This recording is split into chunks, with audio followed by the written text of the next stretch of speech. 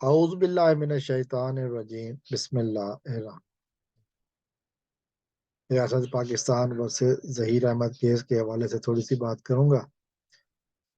آج کی ویڈیو میں ایک بات کا بڑا اظہار کرنا چاہوں گا، یہ ہے کہ ظہیر گینگ کی طرف سے ایک نیا پینترا سامنے آیا ہے، نیا حربہ سامنے آیا ہے، لوگوں کو بیوقوف بنانے کا ایک نیا طریقہ سامنے آیا ہے۔ اور جیسے میں کہوں، پاکستانی ملک علی کے بقول ٹرک کی بتی کے پیچھے لگانے کا ایک اور طریقہ سوچا گیا ہے۔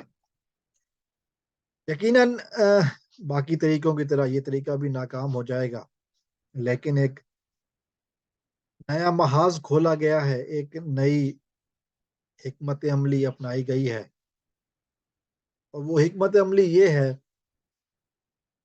کہ ٹاک کو استعمال کیا جائے۔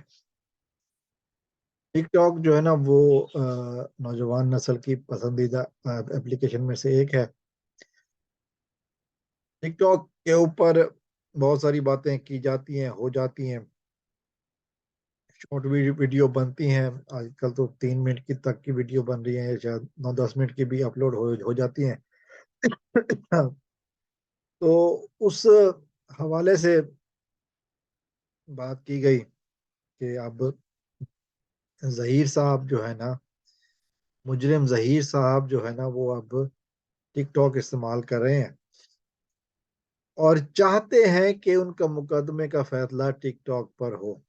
پہلے انہوں نے اپنے سوشل میڈیا ونگ کو، جو کہ زنیرہ ماہم کی سربراہی میں چلتا ہے، اس کو ایکٹیویٹ کیا ہوا تھا۔ اب وہ چاہتے ہیں کہ اپنا مقدمہ خود لڑیں اور ٹک ٹاک پر لڑیں اور ٹک ٹاک پر ہی فیصلہ کریں۔ پاکستان میں قانون نام کی کوئی چیز نہیں ہے جس کو یہ مانتے ہوں۔ یہ مانتے ہیں سوشل میڈیا کو، اور وہ بھی اب پہلے یوٹیوب تھا، اب ٹک ٹاک ہے۔ یقیناً یہ ایک الگ قسم کی عدالت لگانے کا فیصلہ کیا گیا ہے، کیونکہ عدالت کے فیصلے، قانون کے فیصلے عدالتوں میں ہی ہوتے ہیں۔ سوشل میڈیا کی ایپ پر فیصلے نہیں ہوتے، سوشل میڈیا پر کوئی فیصلہ نہیں ہوتا، لیکن مجرمان چاہتے ہیں کہ سوشل میڈیا کے ذریعے اپنا کوئی بیانیہ سیٹ کریں تاکہ آگے ان کے لیے آسانی ہو۔